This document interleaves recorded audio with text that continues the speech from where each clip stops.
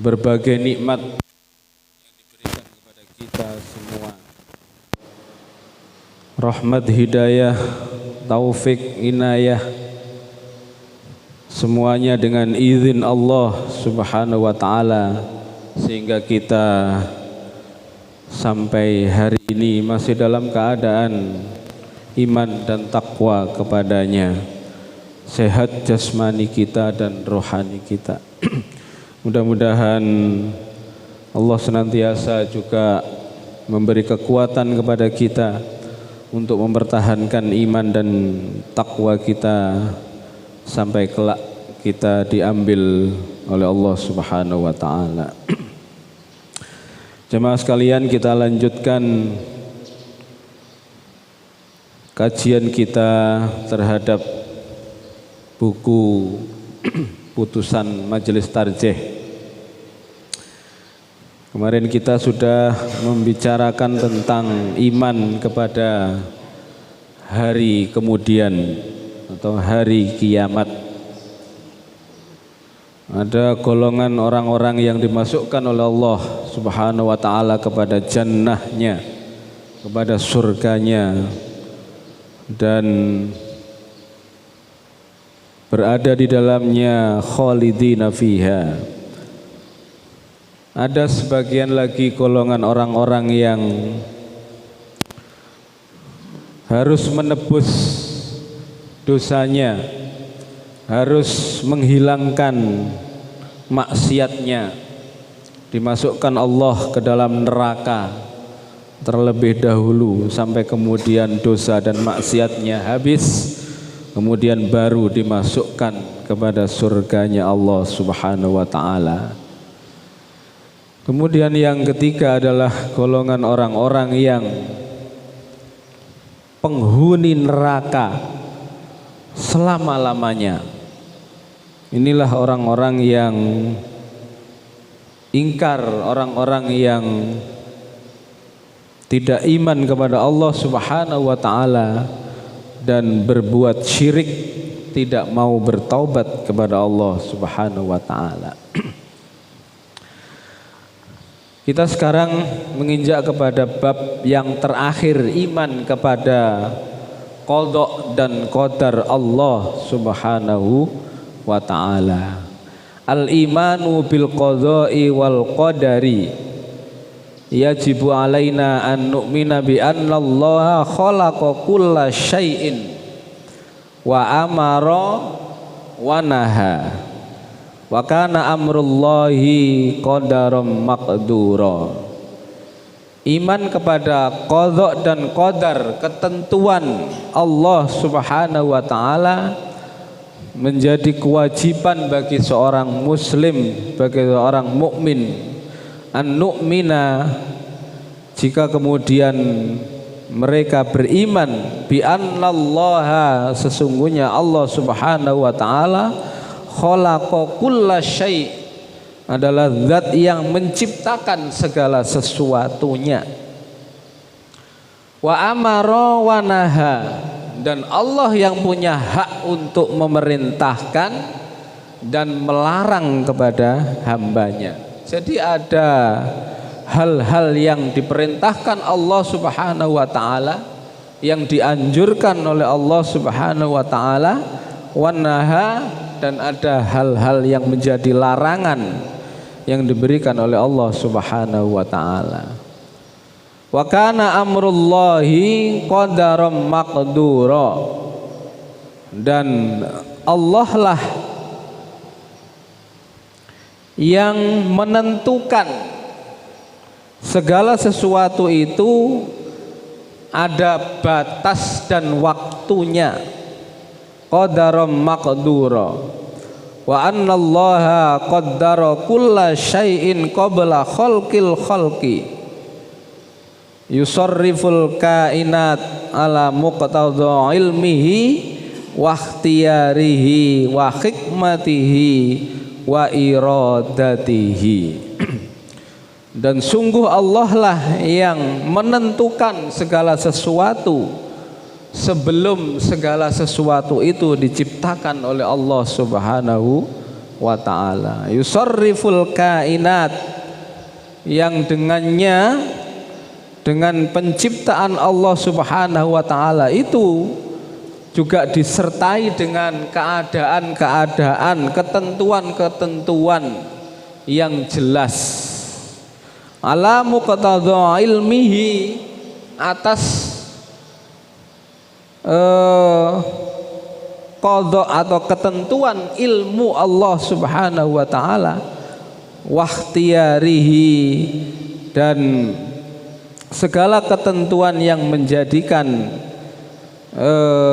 penciptaannya tadi itu betul-betul akan dilaksanakan oleh Allah Subhanahu wa ta'ala. Wa hikmatihi, dan segala penciptaan itu juga ada hikmahnya, hikmah yang diberikan Allah Subhanahu wa ta'ala. Wa iradatihi, dan kehendaknya Allah Subhanahu wa ta'ala. Ini berdasarkan surat At-Taubah, surat Al-An'am, surat yang pertama At-Taubah itu ayat 111. Innallaha ashtara minal mu'minina anfusahum wa amwalahum bi anna lahumul jannah yuqatiluna fi sabilillah fayaqtuluna wa yuqtalun. Dasar selanjutnya dari uraian tadi itu At-Taubah ayat 21 sampai 22. Yubashshiruhum rabbuhum birahmatin minhu wa ridwanin wa jannatil lahum fiha na'imun muqim khalidina fiha abada. Kemudian surat Al-An'am ayat 102. Dzalikumullahu rabbukum la ilaha illa huwa khaliqu kulli syai'in fa'buduhu wa huwa ala kulli syai'in wakil.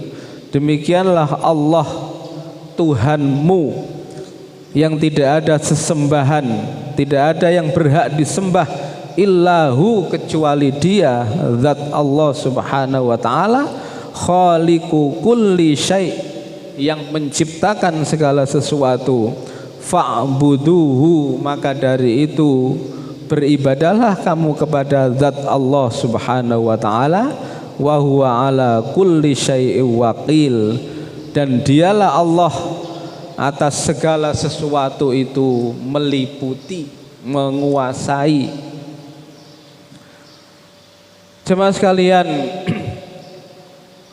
wal af'alus sadiratu anil ibadati kulluha biqadaillahi wa qudratihi wa laisa lil ibadi illal ikhtiyar. Jadi perbuatan Allah Subhanahu wa ta'ala itu adalah perbuatan yang Dia kehendaki atas hambanya. Kullaha, semuanya itu biqadaillahi wa qudratihi, sesuai dengan kehendak Allah dan iradah atau ketentuan Allah Subhanahu wa ta'ala. Kalau kita melihat ke belakang sejarah sampai kemudian ada perpecahan, ada faham Mu'tazilah, ada faham Jabariyah, ada faham Qadariyah, ada faham Asy'ariyah. Itu semua sesungguhnya adalah pertentangan-pertentangan pemahaman yang kadang-kadang terlalu ada campur tangan egois kita kepada Allah Subhanahu wa ta'ala. Qadariyah mengatakan bahwa segala sesuatu itu kita tidak punya hak kecuali ketentuan Allah Subhanahu wa ta'ala.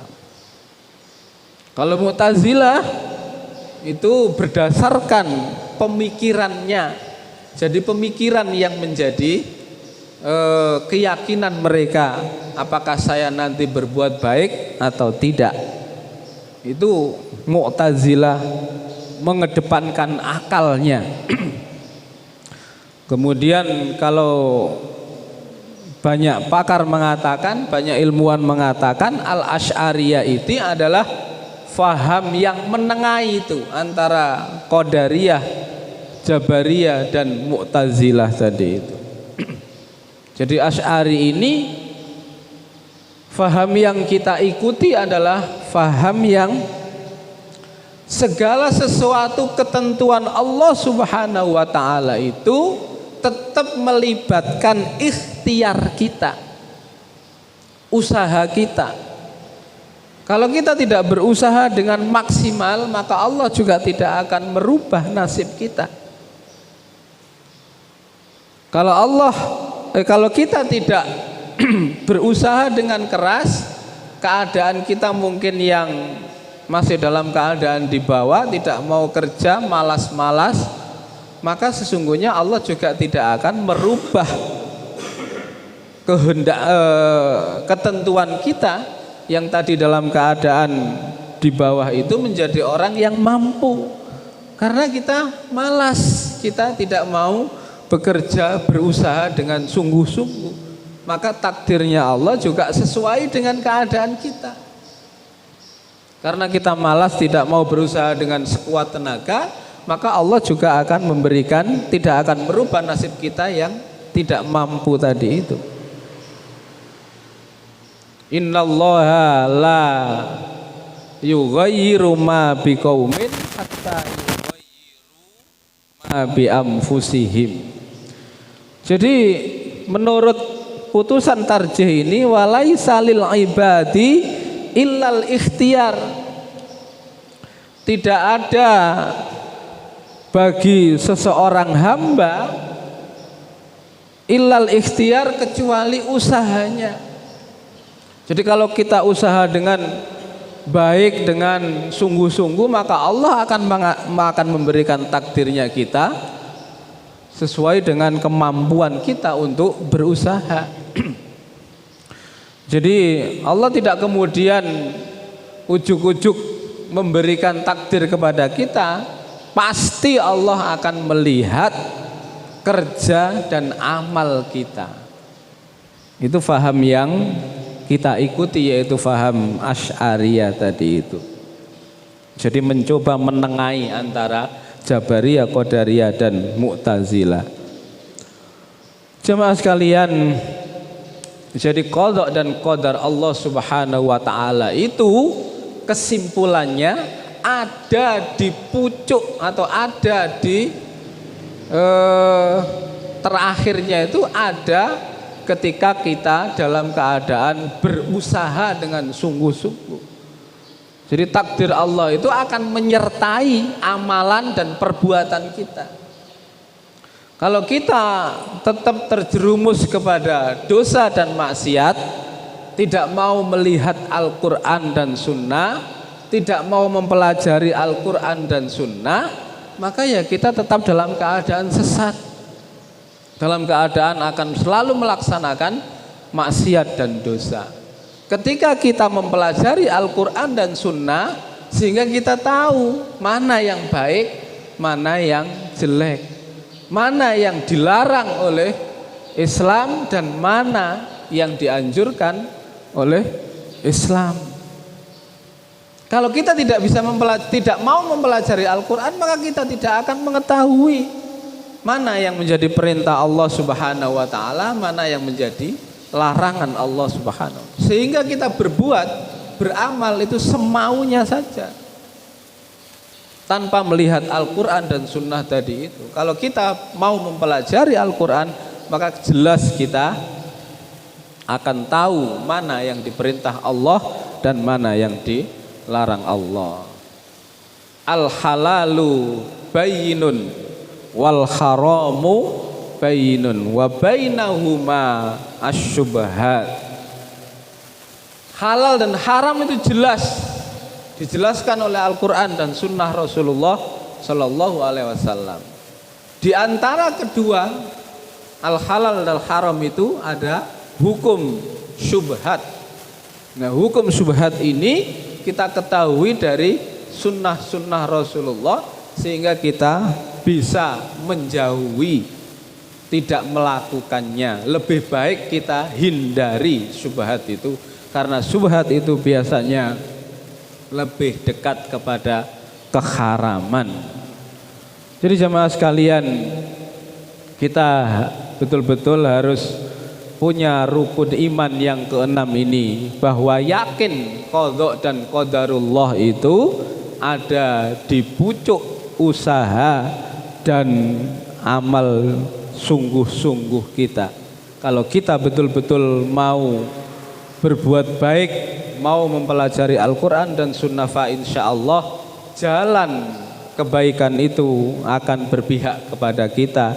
Tetapi sebaliknya, kalau kita tidak mau mempelajari Al-Quran dan Sunnah Rasulullah, maka kita tidak akan pernah tahu mana yang hak dan mana yang batil. Jadi kehendak dan takdir Allah itu ada di usaha kita.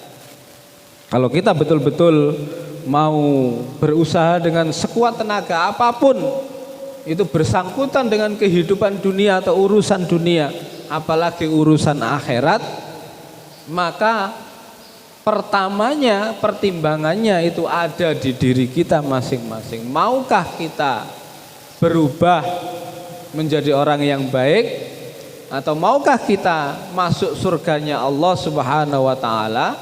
Itu ada di pilihan kita, karena Allah sudah memberikan pedoman yang jelas. Jadi kalau kita mau menjadi penghuni surga, dipersilahkan oleh Allah. Mau menjadi penghuni neraka juga diberi persilahkan oleh Allah Subhanahu wa taala, tergantung kehendak pilihan kita. Jadi jamaah sekalian, itulah keenam rukun iman yang kita kaji semenjak awal kita membuka buku Majelis Tarjih ini. Mudah-mudahan keenam rukun iman itu betul-betul melekat pada diri kita, dan kita betul-betul bisa melaksanakan dengan sebaik-baiknya. Demikian kajian pagi ini, mudah-mudahan bermanfaat sehingga kita bisa menjadi hambanya Allah yang beruntung.